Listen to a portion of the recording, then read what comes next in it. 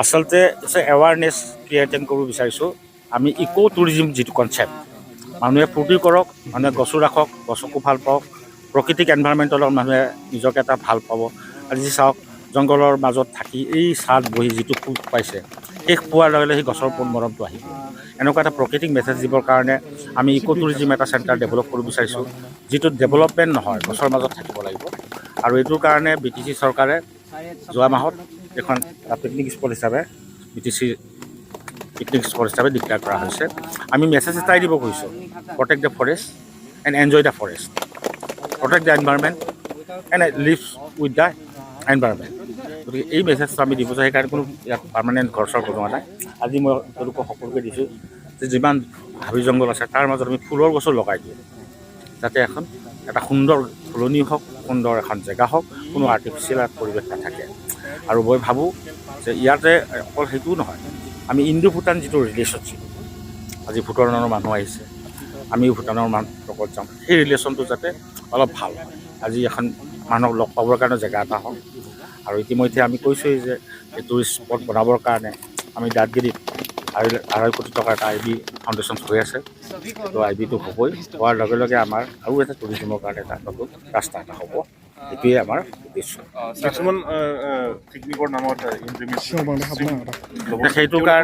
সেইটো কাৰণে আমি অলৰেডি পুলিচ আৰু ফৰেষ্ট আৰু SSBৰ থ্ৰুত আমি এটা হোৱাটছআপ গ্ৰুপ এটা খুলিছোঁ, যাতে এক্সট্ৰিম যাতে নহয়গৈ। এক্সট্ৰিম হ'লে আমি ছ'চিয়েল এটা ছিষ্টেম এটা ক্ৰিয়েট কৰিছোঁ, যাতে এক্সট্ৰিম যাতে নহয়। আৰু তাৰোপৰি যদি এক্সট্ৰিম যায়, ছ'চিয়েল চিষ্টেমে যদি কাম নকৰে, তেতিয়া আমাৰ পুলিচ ফৰেষ্ট বা SSBয়ে তাৰ দায়িত্ব ল'ব। আমি তেওঁলোকক অলৰেডি কোৱা হৈছে, আমি এটা হোৱাটছআপ গ্ৰুপো খুলিম, যাতে এইখিনি আমাৰ মেইনটেনেঞ্চত থাকে।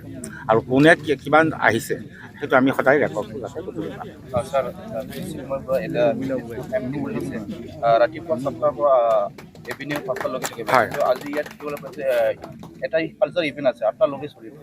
কেতিয়াবা আজি ফাউণ্ডেশ্যন ডেৰ কাৰণে এটা ইভেণ্টৰ কিছুমান ৰিলেক্সেশ্যন হয়। আজিতো স্পেচিয়েল চব মানুহে থাকিব, নৰ্মেল কণ্ডিশ্যন 5টালৈকে থকা যায়। Thank you. আজি এইটো আমি যোনটো মনাবলি এইটো আজি অপেনিং কৰা হ'ল, এইটো অকল আমাৰ কাৰণে নহয়, এইটো সাৰা ভাৰত বা সাৰা ইণ্ডিয়া আৰু সাৰা ভূটান, ইণ্ডো ভূটান ইহঁতেও আহি পেলাই ইয়াত কৰিব পাৰে। ইহঁতে ভাল মতন ইহঁতে খাবও পাৰে আৰু ফূৰ্তিও কৰিব পাৰে। এইটোৰ কাৰণে আজি বহুত ইয়াত আমাৰ ভূটানৰ পৰাও আহিছে, ইণ্ডো ভূটানৰ পৰা ভূটান ইণ্ডো ইণ্ডিয়া ফ্ৰেণ্ডশ্বিপ এইটো বিফা প্ৰেচিডেণ্ট তেওঁলোকে আহিছে, আৰু আমাৰ ডিএফও ছাৰো আহিছে। ইয়াত বহুত আমাৰ কি কয় SSB ছাৰবিলাকো আহিছে, চবেই আহিছে, আজি ইয়াত যোগদান কৰিছে। এইটো যোগদান কৰা মতে আজি আমাৰ এইটো মনাবলিটো অপেনিং হৈ গ'ল।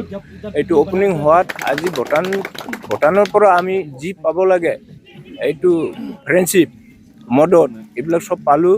আৰু হমেশা আমি ভূটানৰ পৰাই আমি ফ্ৰেণ্ডশ্বিপত ইয়াত গধুৰভাৱে আমি আৰু কৰিবৰ কাৰণে চিন্তা কৰি আছোঁ।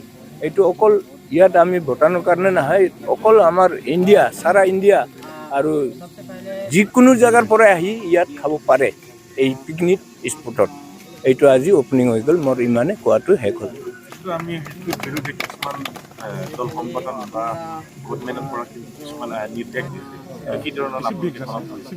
নাই, এইটোতো এতিয়া গভৰ্ণমেণ্টৰ পৰা যিটো নিৰ্দেশ দিছে এইটোতো দিয়াটো ঠিকেই। এতিয়া আমি ইহঁতে যেনেকৈ নিৰ্দেশটো দিছে তেনেকৈ আমি পালি পেলাই যাম। কিয় মানে আমি গভৰ্ণমেণ্টৰ মানুহ হাতত নাৰাখিলে এইটো উপায় নাই, ইহঁতে ইয়াক যোগদান কৰিবই লাগিব। অকল আমি পাব্লিক থাকিলে নহ'ব, অকল পাব্লিক থাকিলে আমাৰ পাব্লিকৰ কথাটো নুশুনে বেছিভাগ মানুহে। এইটোৰ কাৰণে আমাৰ গভৰ্ণমেণ্টৰ মানুহটো লাগে, এইটোৱে আৰু কি।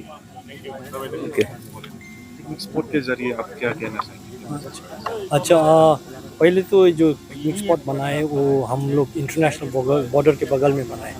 तो इसमें बगल में बॉर्डर में जो बना है वो रिश्ते जोड़ने के लिए बना है। तो बहुत अच्छा एक जगह है, क्योंकि भूटान के लोग भी इधर आ जाएंगे पिकनिक मनाने के लिए। और ख़ास तो उधर आप लोग का इंडिया से भी जगह जगह से इधर आएगा, तो इधर आएगा तो भूटान के बारे में पता चलेगा। वो भूटान सामने है, भूटान में भी आ जाएगा। टूरिज़्म के लिए भी बहुत अच्छा है, तो दोनों देश के लिए बहुत अच्छा है, ये एक बहुत जगह है। तो ऐसे जो टूरिस्ट का लिए जगह बना है, तो इसमें तो वो जैसे हाथीसार का जो नागरिक लोग हैं, उनका जो रेसिडेंट लोग हैं, उनको ही डेवलपमेंट, उनको ही अर्निंग के लिए, इनकम के लिए अच्छा होगा। तो वो इनकम के लिए अच्छा होने से तो आदमी के लिए, डेवलपमेंट के लिए, सबके लिए बहुत अच्छा है।